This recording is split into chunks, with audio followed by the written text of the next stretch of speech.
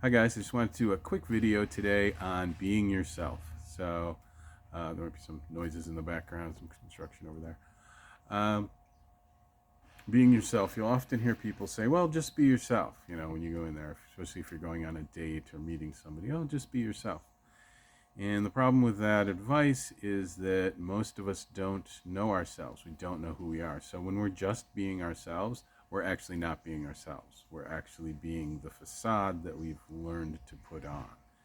We're the person who is disconnected from their emotions, disconnected from who they really are, doesn't really have solid boundaries, and doesn't know exactly uh, what their likes and dislikes even really are, or what their potential is. So, if you want to get started on this, if you want to be able to be just yourself, to just be yourself, then a good place to start is to get to know yourself. And one way to do that is to get to know yourself emotionally. So to do that, it's good to start grounding and start releasing, especially start to do an allowing process, a releasing process, so that you can go down and find the emotions within yourself and set them free, or just allow the emotions that normally arise to arise. So here's a good practice for you to do. So for the next 2 weeks, just as each emotion comes up during the day, if you start to feel an emotion come up, just allow it to be there. If you get some inkling that maybe you're burying an emotion, just let it come up instead of pushing it down. And just try and do that every time you notice that over the next couple weeks, if that happens.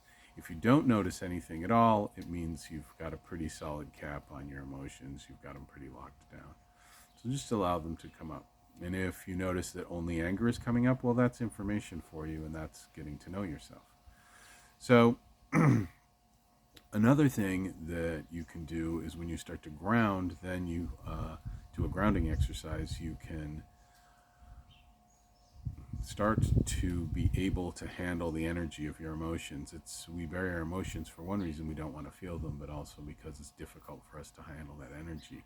And that's generally because we're not grounded enough. So the more grounded you are, the more emotions you can handle, the more you'll be able to allow them to surface and feel them. And the more you'll be able to let them go and move on and become free and have a great life.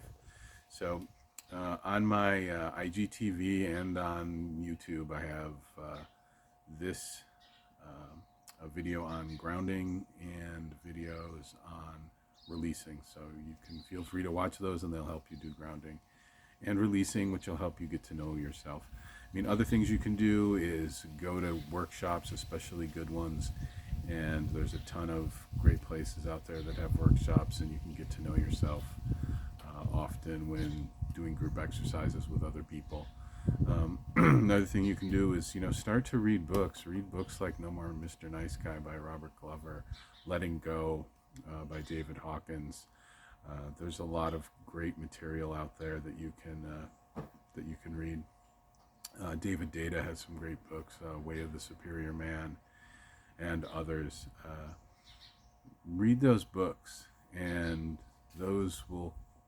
Some things may pop up. No More Mr. Nice Guy, especially. Most men will probably see something familiar there and really begin to learn about themselves.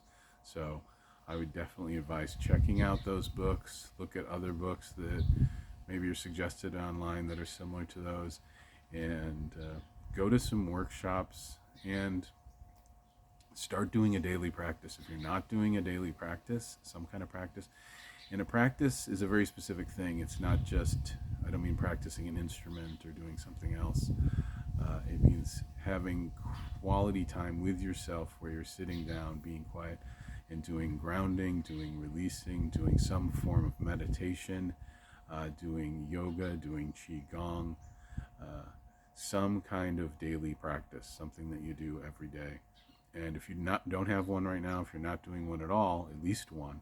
It's good to have 3 or 4. I would definitely recommend starting with grounding if you are not doing anything at all, or with meditation. You could also start with meditation, and there's a lot of different types of meditation out there. So these are ways that you can can start to get to know who you are. And you know, it's a lifelong process, but once you make some progress in this area, once you go to a few workshops, develop a daily practice, start to do some grounding, start to do some releasing, you'll start to have a decent awareness of who you are. Then you can go out and kind of be yourself, just be yourself, and that'll allow you to be authentic. Because you can't really be authentic if you don't have access to your authentic self. So getting that access is really important, and getting to know yourself. You also can't love yourself or care about yourself if you don't really know where you are. And this requires emotional awareness, and it requires awareness of who you are and your habits and what you're doing, and having some direction. It's hard to have direction when you don't know where you're starting from. So this is the starting point. You know, if you don't have some progress in this area first, if you don't know at least a decent chunk about yourself, you're going to have difficulty doing almost everything.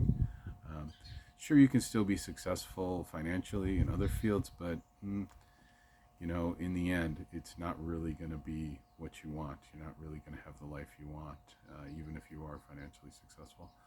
So, and you can check out the videos I've got on IGTV and YouTube that'll give you grounding and some letting go techniques, and you can start there. All right, guys, have a good one.